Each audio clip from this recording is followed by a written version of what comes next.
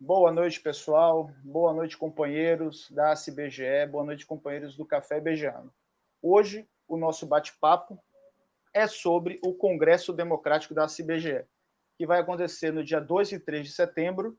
E para falar um pouco sobre essa atividade que é fundamental para a vida do sindicato, eu trouxe aqui o nosso companheiro da CBGE, nosso companheiro do IBGE Paraná, do Núcleo Paraná, que é conhecido no meio sindical como Graúdo. E aí a gente vai dar uma explicação breve do motivo desse nome, algumas hipóteses. O nome dele é Cássius Marcelos Tales Marcuso Bernardes de Brito. Talvez o Graúdo venha daí, do nome. Talvez venha da sua estatura, que beira aí 1,90, ou talvez passe disso. Passa um pouco. Passa? Opa, não, passa de 1,90. Passa um pouco. Passa um pouquinho, mas provavelmente isso está relacionado ao tamanho do seu coração, que deve ser muito grande, porque ele tem aí 3 filhos, é um grande companheiro, um grande amigo, Antes e está hoje está aí para colaborar com o nosso bate-papo hoje, com o nosso Café Beijando. Cássio, seja bem-vindo. Obrigado. Mas você sabe, Alves, que esse negócio de graúdo aí é porque o Paladini era pequenininho, né? E aí chamava ele de miúdo. E aí eu, pela disparidade de tamanho, fiquei com essa alcunha aí. Mas não pegou, não. Não pegou, não. Não pegou, não? Não. É só lá no CBG. Então, muito bem, Cássio já está lá com o seu cafezinho. A ideia do nosso cafezinho, Cássio, é sempre convidar alguém assim próximo da gente, algum colega de outro núcleo, para falar sobre um tema interessante. E o nosso tema de hoje é a questão do Congresso da CBGE, o Congresso Democrático. Que, como a gente tem uma mudança de geração no IBGE, né, novos servidores estão entrando, já faz um tempinho que novos servidores não entram, mas, enfim, tem muitos APMs, temporários entrando, e muitos companheiros da antiga estão saindo, a cultura sindical está se renovando.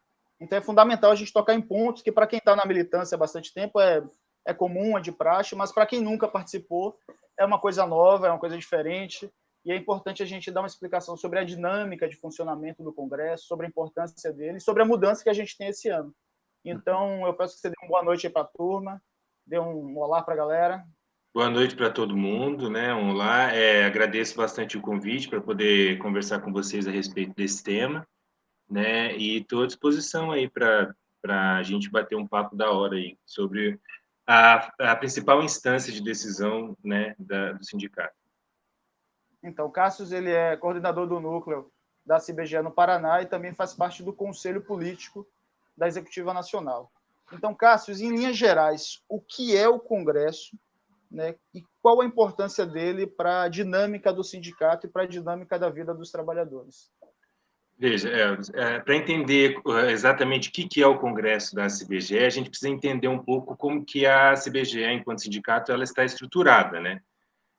Por ser um sindicato nacional, a CBGE tem uma executiva nacional e tem em cada unidade local do IBGE, por exemplo, nas unidades estaduais ou nos prédios lá do Rio de Janeiro, tem um núcleo sindical. E esses núcleos sindicais, eles representam, né, dentro da estrutura da CBGE, aquele núcleo local, e cada uma das instâncias da CBGE tem seus espaços de discussão e deliberação. Né? Uma forma da gente tentar evitar e lutar contra a burocratização do sindicato é fazer com que os núcleos sindicais, a Executiva Nacional, tenham espaços abertos para discussão, para deliberação e para encaminhamento de propostas de interesse da categoria nas várias instâncias do sindicato. Então, por exemplo, as assembleias de núcleo são os espaços onde temas locais e temas nacionais são discutidos e propostas são discutidas, deliberadas e encaminhadas para que seja eventualmente incorporadas no movimento nacional, né? E para que isso aconteça, existem duas instâncias dentro da CBGE. Você tem a reunião de direção nacional, né, que é uma instância superior à Assembleia dos Núcleos. Essa reunião de direção nacional no Estatuto, ela tem previsão de acontecer 2 vezes ao ano, né? E é nessa reunião de direção nacional onde são eleitos delegados das assembleias, né, das coordenações de núcleo, são eleitos delegados para discutir esses temas e pautar o movimento nacionalmente, os encaminhamentos do movimento nacionalmente. Essas reuniões da direção nacional, elas estão são como se fosse assim, um primeiro passo até chegar no Congresso. O Congresso é a instância máxima de deliberação, é onde o número de delegados é mais amplo do que nas reuniões de direção nacional, né? Então, e ele é onde assim como na estrutura da República Brasileira, o Congresso Nacional é o espaço de deliberação e encaminhamento para o Executivo. No caso da CBGE, é um modelo semelhante. O Congresso é o espaço onde os delegados eleitos nas assembleias vão discutir os temas de interesse da categoria, definir a política que o sindicato deve tomar dali para frente, né? Ele tem um período de 2 anos, de ser realizado de 2 em 2 anos, e as decisões, a política decidida no Congresso é que vai dar a linha da execução de toda a mobilização dos trabalhadores do IBGE naquele período. E as deliberações do Congresso precisam ser, então, encaminhadas pela Executiva Nacional. A Executiva Nacional é esse órgão, né, que é eleito nas eleições e que tem a responsabilidade, o dever, né, de encaminhar as deliberações que foram tiradas no Congresso da CBGE. Então, por isso, o Congresso da CBGE é o espaço onde todo o debate feito nos núcleos vai subindo até dialogar com todos os núcleos do Brasil inteiro, a representatividade do Brasil inteiro, para que então possa ser definida a política da CBGE por um período, as estratégias principais, né, por um período de 2 anos. E para ir modulando, como a conjuntura vai mudando ao longo do tempo, e para ir modulando as estratégias, as ações e o encaminhamento das lutas, a gente tem essas reuniões de direção nacional a cada semestre. Isso antes da pandemia, né? A pandemia atrapalhou um pouco isso. Então, a importância do Congresso é essa, né? É onde vai ser definidas as linhas gerais de ação do sindicato, vai ser discutida a política nacional, como o IBGE está inserido na dinâmica do governo, os projetos de lei, quais são os riscos, quais são as possibilidades. No Congresso da CBGE, por exemplo, é que a gente discute as questões de carreira, salário, de concurso, de como incorporar, como trabalhar politicamente essa grande divisão que existe as grandes divisões que existem na categoria do IBGE, né?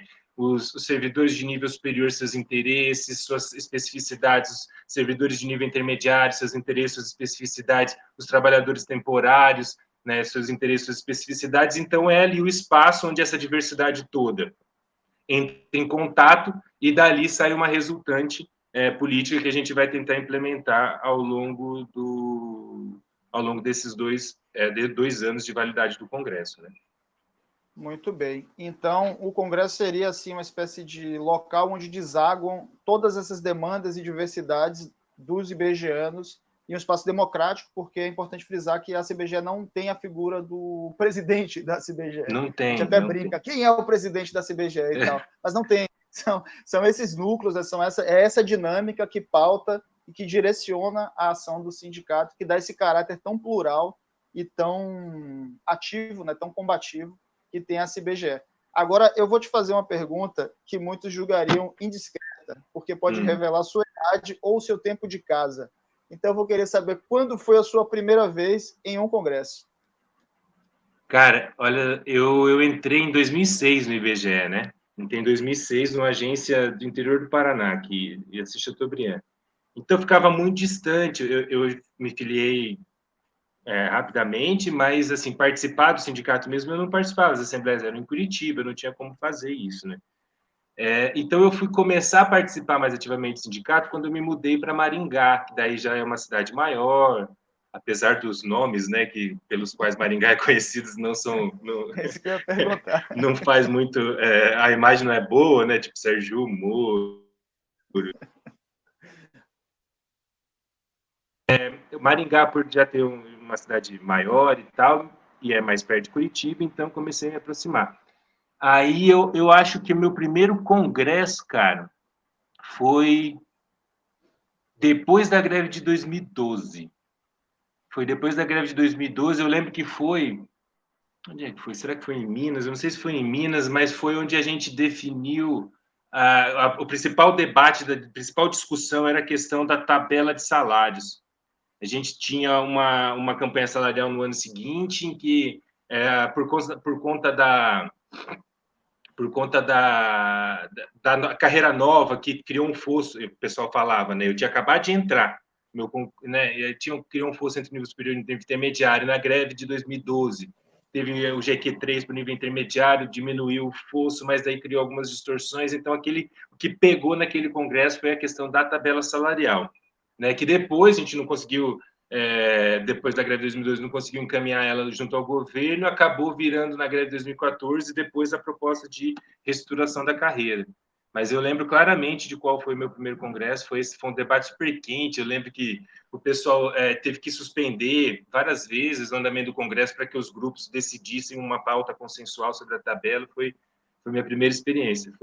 Acho que aquilo desperta um pouco, saber que aquilo lá está vivo, que o sindicato está vivo, e que ele vive das disputas, e que as disputas não são necessariamente ruins, mas elas ajudam a gente a encaminhar, né, tentar encaminhar algum consenso, foi o que me cativou, e aí eu acabei até depois, né, participando das coordenações de núcleo e até da Executiva Nacional. O Congresso tem esse efeito, né, de quem participa. Ele é emocionante porque você vê carne e osso e paixão naquela coisa ali chamada sindicato. Então, é fundamental. E depois a gente vai pensar aí como é que vai discutir um pouco, né, como é que vai ser esse ano. Vai ser online, então vamos experimentar essa nova forma de congresso. Aí vamos ver como é que vai funcionar essa questão dos debates, das disputas, né, de visão, de ponto de vista, de, enfim, interesses que são tão comuns e tão importantes para o Congresso. Cássio, agora, para quem nunca foi no Congresso, nos dias do Congresso, como é que funciona a dinâmica? A apresentação de tese, defesa, a questão de você fazer uma defesa de uma argumentação. Explica assim, bem em linhas gerais, assim, para quem nunca foi. Aí a dinâmica do Congresso, ela é parecida com a dinâmica de uma assembleia, quem já participou de uma assembleia de núcleo sabe mais ou menos a dinâmica, só que daí no nível superior, no nível maior, né? Você veja, o sindicato, por ser uma organização que tem um caráter político, além de um caráter de reivindicação econômica, ele tem um caráter político, tem pessoas que têm uma concepção de política do mundo e tal.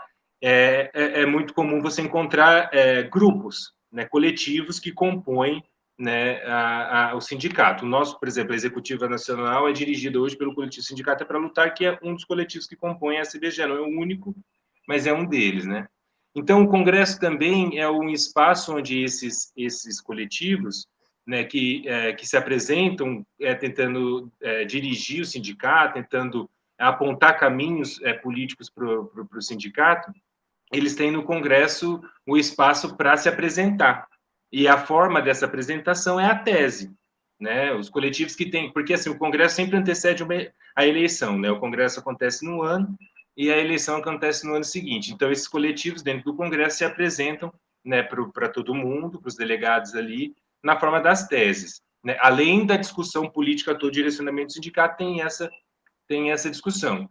Mas, para além disso, o funcionamento do Congresso é o seguinte: a gente organiza o Congresso em mesas temáticas, né? Normalmente o Congresso começa com uma mesa de conjuntura, de análise de conjuntura, e depois a gente vai encaminhar, onde a gente debate a situação do país, os projetos de lei ou as tentativas de ataque do governo, as potencialidades de luta que tem dentro da classe trabalhadora, no serviço público em geral e dentro do IBGE. A gente faz esse debate para sentir o termômetro da luta da categoria. E depois a gente vai para pautas específicas, por exemplo, do caso do IBGE, já foi a carreira, já foi a reestruturação do IBGE na gestão Rabelo, já foi a questão do censo, já foi a intervenção política, a tentativa de intervenção política que levou à demissão que levou a pedir de exoneração de alguns diretores lá em 2014. Ou seja, sempre tem temas específicos do IBGE que entram na pauta do Congresso e tem um espaço ali garantido. A questão, por exemplo, da força de trabalho, as especificidades dos efetivos e dos temporários, tem ali um espaço também para a gente discutir essas questões internas e deliberando. E daí a forma é o seguinte: normalmente você tem uma mesa, uma apresentação, né, alguns convidados que a gente normalmente chama de fora, né, ou que dentro da categoria tem um debate mais desenvolvido a respeito de algum desses temas, faz uma apresentação e daí é aberto para a intervenção de todo mundo, de todos os delegados, né? E aí, nessas intervenções, o pessoal pode falar o que pensa, pode fazer proposta, e a mesa vai anotando e relatando isso, até que depois de todas as mesas, de todos os espaços de discussão sobre os temas pautados no Congresso, é feita uma relatoria final de propostas esse relatório de propostas é lido e votado. Aquilo que for consenso dentro todas aquelas deliberações, né? A gente vai lendo uma por uma, como se fosse um projeto de lei no Congresso Nacional. Que a CBGE organize um seminário sobre... Se todo mundo concordar, beleza, passou. Se tiver alguma divergência, algum aprimoramento, é pedido destaque, aquele ponto é debatido e depois as propostas são discutidas, votadas e aprovadas ou recusadas. Né? E isso funciona ao final do Congresso e aí vai para o encaminhamento da Executiva Nacional e dos núcleos sindicais aquelas propostas que foram aprovadas pelos delegados no Congresso. Normalmente, os pontos mais polêmicos, assim, ganha a proposta que tiver maior número de votos. E tem algumas votações que são bem apertadas, né? Assim, dependendo do tema. Isso demanda uma certa, a gente chama de costura, né, anterior. Você tem que conversar, tem que convencer, que são os bastidores do Congresso, que talvez seja até uma das partes mais emocionantes também, que você fica ali buscando, olha, tentando convencer aqueles outros delegados em um momento, enfim, de uma conversa de um bar, de um restaurante, de um cafezinho, que você vai tentando buscar exatamente convencer, porque a boa política é exatamente essa, é convencimento, é você tentar mostrar argumentos do porquê que aquele posicionamento, aquele direcionamento, ele é mais salutar, é mais saudável, né, do que outros. Então, é uma dinâmica muito, muito interessante. E, Cássio, como é que vai ser o Congresso esse ano, né, tendo em vista a questão da pandemia, o problema da dificuldade de aglomeração, de deslocamento? Vale lembrar que é um deslocamento muito grande de pessoas, né, geralmente em torno de quantos 300 no total, assim? Eu não sei dizer, mas porque é sempre proporcional à base do IBGE, então, mas é bastante gente, né, cara? Na casa dos 200 pessoas, mais ou menos, em média. E aí tem lá os encontros, e aí a turma se vê, e não tem como não deixar de abraçar, então na pandemia isso seria quase que impossível, né? Então, por uma questão, né, de prevenção sanitária, optou-se por esse modelo. Isso até, de certa forma, causou um ruído, né? A gente até pode falar um pouquinho, se der um tempo aí, sobre esse ruído, esse mal entendimento. Por que o Congresso online? Como vai ser um Congresso online? Não existe Congresso online. Mas existe, evidente, necessidade real, né? E aí eu queria que você falasse um pouquinho da necessidade desse Congresso ser realizado dessa forma e de como ele vai ser, os dias, a dinâmica, etc. Então, esse foi um debate que a gente fez, né, dentro do Conselho Político da Executiva, e também a gente chamou uma conversa com representantes dos núcleos, porque o Estatuto prevê a realização do Congresso de 2 em 2 anos, né, e a gente não pode deixar de cumprir essas determinações do Estatuto. O problema é que a pandemia impedia a realização de um congresso presencial, não tinha como fazer. E aí a gente estudou, então, como fazer esse congresso da forma virtual. Porque, assim, como o congresso é a instância máxima de deliberação do sindicato, a categoria, ele tem poderes de alterar, por exemplo, o estatuto, né? E isso é sempre visto como um certo cuidado, porque a gente está alterando meio que o arcabouço legal que rege, né, o sindicato. Então, a gente tem sempre que olhar com muito cuidado isso. E aí, mas a gente tinha que realizar o Congresso pelo seguinte: o Estatuto também previa a realização de eleições esse ano. E a gente não tinha como fazer as eleições durante a pandemia. Então, a gente tinha que fazer o Congresso, ele tinha que ser online, mas a gente não podia dar a ele um caráter, o poder que um Congresso presencial, com toda essa dinâmica dele, tem, né? Então, o que a gente fez, a costura, e que deu até um certo ruído nos núcleos, foi isso. A gente precisava chamar o Congresso, porque era determinação estatutária, para decidir, não podendo haver eleições, como há uma lei em vigor que permite a extensão do mandato, por mais um ano, e a gente precisava estender esse mandato, porque se a gente não faz eleição, o prazo do mandato encerra e aqueles diretores que foram eleitos na eleição anterior não podem dirigir o sindicato, não podem nem tomar nenhuma medida administrativa, pagar uma conta d'água, pagar o salário de funcionário, né? Então ia inviabilizar a administração do sindicato. na transferência de dinheiro para os núcleos, a arrecadação, tudo ia ficar um caos. Então, a gente precisava chamar o Congresso para que o Congresso, então, discuta, né, se a gente faz uma eleição esse ano, durante a pandemia, ou se é possível fazer uma alteração para que estenda excepcionalmente, por conta dessa situação sanitária, a extensão do mandato para mais um ano, para o ano que vem a gente consiga fazer eleições com segurança sanitária. Né? Então, esse congresso esse ano vai ser nesse formato, ele não vai ter todos os poderes, né, que um congresso presencial teria. A gente fez uma conversa com os núcleos para que a gente conseguisse restringir, né, a pauta das alterações estatutárias a essa questão, né, das eleições e tudo. Agora, as questões políticas, aí não, aí isso está aberto para qualquer tipo de proposta, para qualquer tipo de encaminhamento, para qualquer tipo de debate e discussão, né? Então, vai ser isso, o congresso vai acontecer no dia 2 e 3, né, próxima quinta e sexta-feira, né, e vai ter representação de praticamente todos os núcleos do sindicato, né? Então, poucos núcleos não vão ter representação, então o Brasil inteiro vai estar reunido, né? E talvez, além da conjuntura nacional e todos os ataques que o serviço público está tomando, o grande debate interno seja a questão do plano de gestão, né, que está sendo encaminhado pela direção do IBGE aí sem muita consulta, né, sem muitos esclarecimentos, muitas dúvidas ainda. Sim. Inclusive, no último programa, a gente convidou Paulinho, né, para falar sobre a questão do teletrabalho. Né? Não entramos muito aprofundadamente no plano de gestão, mas é necessário trazer um outro companheiro para aprofundar no plano de gestão. A gente ficou mais na questão do teletrabalho. Mas o que você coloca aí, Cássio, é a necessidade de um congresso para resolver um problema administrativo. Né? Então, assim, precisa ser cirúrgico, praticamente, assim, que resolva isso, mas que também dê espaço ali para uma reflexão de conjuntura, enfim, para algum outro tipo de demanda que surja, mas que não tenha aquele caráter, aquela amplitude de um congresso presencial que, pelo que a própria executiva coloca, vai ser realizado assim que houver condições. Condições sanitárias, Assim o ano que vem...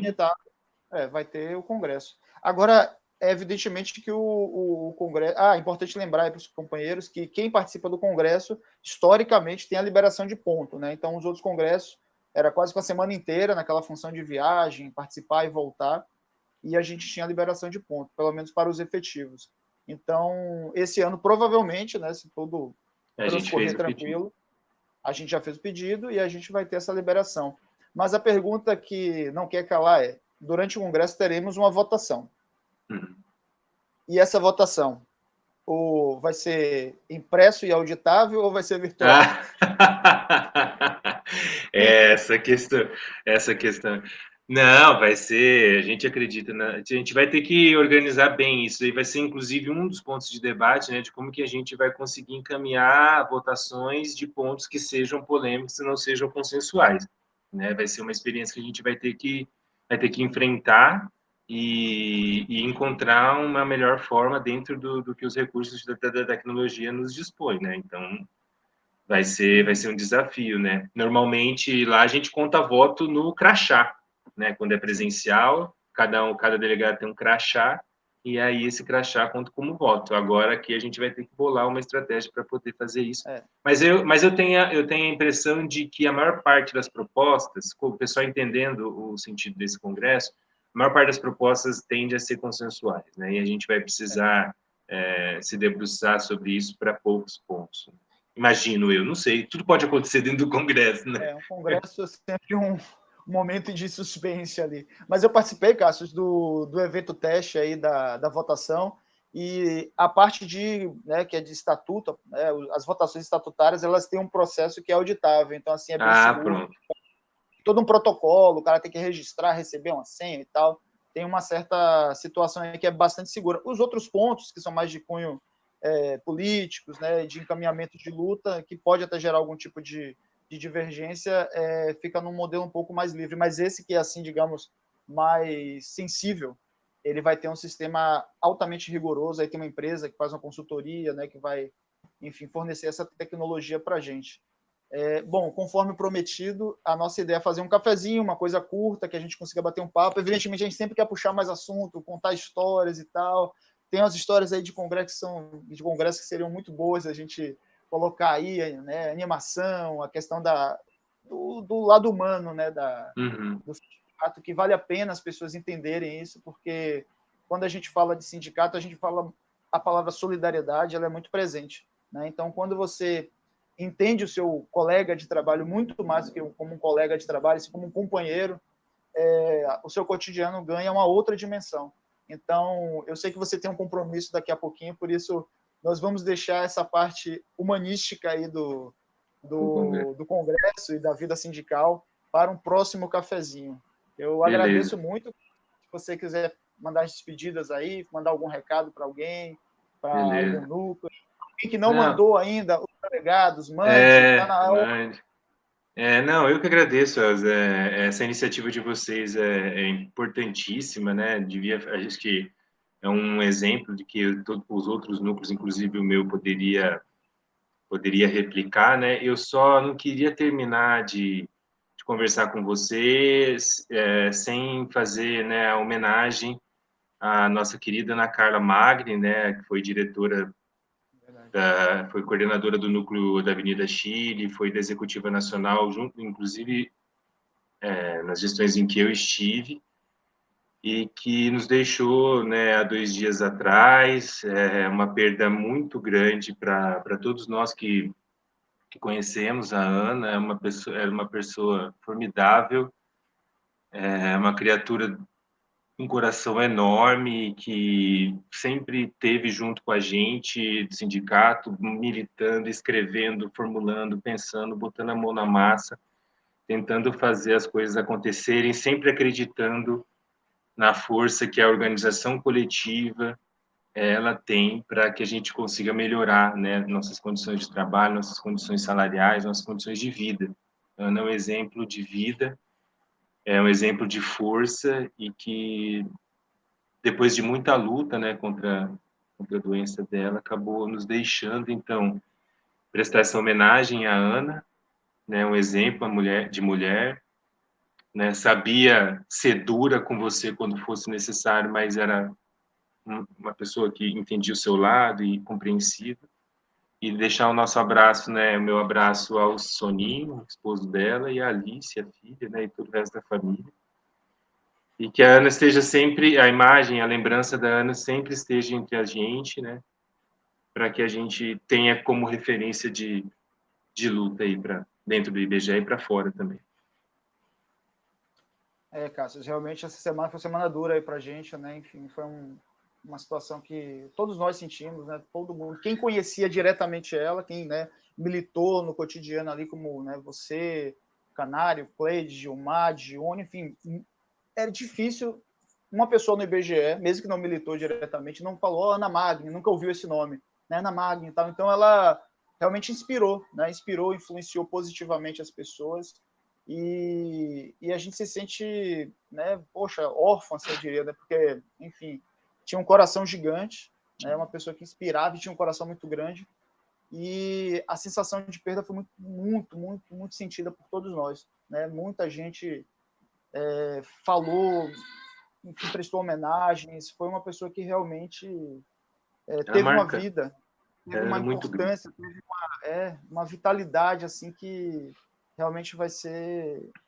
Não tem, né? Não tem como substituir. É uma coisa que fica na nossa história aí, nas nossas lembranças, no nosso coração. E a única coisa que a gente pode fazer nesse momento é realmente prestar solidariedade à família, porque é uma companheira, é uma mãe, é uma colega que nos deixa, mas deixa o exemplo, né? Deixa a inspiração, que essa aí, meu amigo, não tem quem apague, né? Essa aí é o que você deixa aqui, é o que as pessoas, que nós deixamos aqui para as gerações futuras. Né?